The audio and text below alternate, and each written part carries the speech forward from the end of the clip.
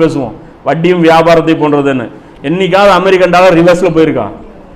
12 ரூபா இருந்துச்சு டாலரு 1945 நம்ம கையெழுத்து போடும்போது. இப்போ எவ்வளோ 70 சொச்சம்.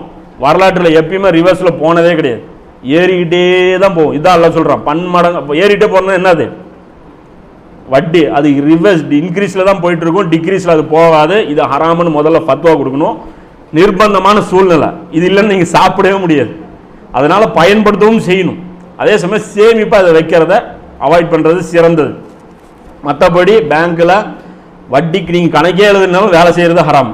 நீங்கள் போய் கேஷியராக வேலை செஞ்சாலும் சரி, அது ஹராமு. பேங்க்கில் அந்த வேலையை செய்யக்கூடாது.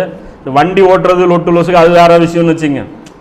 அது டிரைவர் வேலை பண்ணுறோம், இந்த மாதிரி வேலை பண்ணுறோம், அவங்களுக்கு வேறு லைட் மாட்டுறது, இந்த வேலை அது வேறு வேலை. அந்த பேங்குடைய நிர்வாகம் சம்மந்தப்பட்ட வேலைகள் இருக்குல்ல, அந்த ஆஃபீஸ் ஒர்க்கு, கணக்கு எழுதுறது, சாட்சியாக இருக்கிறது, இது எல்லாமே ஹராமு. இந்த மாதிரியான இந்த ஹராமிலிருந்து நாம் வெளியே வரணும்னு சொல்லி உலமாக்கள் ஃபத்வா கொடுக்கணும்.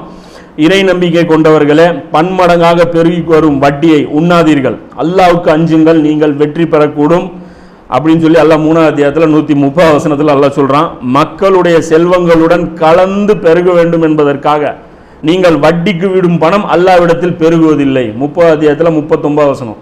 பொருளாதாரத்தில் தானே இப்போ கலந்து விட்டுருக்கிறானே வட்டிக்கு, அது வட்டியாக அவங்களுக்கு திருப்பி அது போகுது. அல்லாஹ் இத்தகைய அந்த கொடூரமான பாவத்திலிருந்து உங்களையும் என்னையும் பாதுகாப்பானாக. வாஹில் தவானா அல்ஹம்துலில்லாஹி ரப்பில் ஆலமீன்.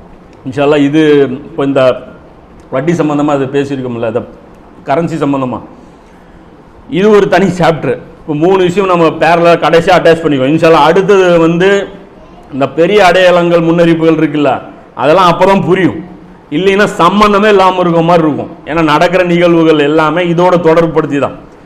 இந்த ஒன்று நான் சொல்ல போகிறேன் அப்படின்னா ஜெருசலம் சம்மந்தப்பட்ட விஷயமா இருக்கும். அந்த 10 அடையாளங்கள் கொண்டு ஒன்று ஜெருசலம் சம்மந்தப்பட்ட விஷயமா இருக்கும், அல்லது அல்லக்ஸா சம்மந்தப்பட்ட விஷயமா இருக்கும், அல்லது வட்டி சம்மந்தப்பட்ட விஷயமா இருக்கும், இல்லது கிலாஃபத் சம்மந்தப்பட்ட விஷயமா இருக்கும், இந்த கரன்சி சம்மந்தப்பட்ட விஷயமா இருக்கும். இந்த 10 அடையாளமே சுற்றி வளைச்சி பார்த்தீங்கன்னா இதை பின்னி பிணைஞ்சு இருக்கக்கூடிய அந்த விஷயம்தான்.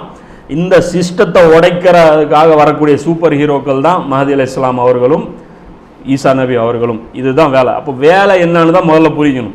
இன்னைக்கு கூட ஒரு வீடியோ பார்த்தேன், ஒரு ஆலிம் பேசுகிறார், மஹதி அலைஹிஸ்ஸலாமை பற்றி நபி ஸல்லல்லாஹு அலைஹி வஸல்லம் அவர்கள் தெளிவாக சொல்லிட்டு போயிட்டாங்க, தெளிவாக சொல்லிட்டு போயிட்டாங்க, எங்களுக்கு டவுட்டே வராதுங்கிறாங்க. என்ன தெளிவுன்னு பார்த்தீங்கன்னா ஃபாத்திமாவுடைய வம்சத்தில் வருவாங்களாம்.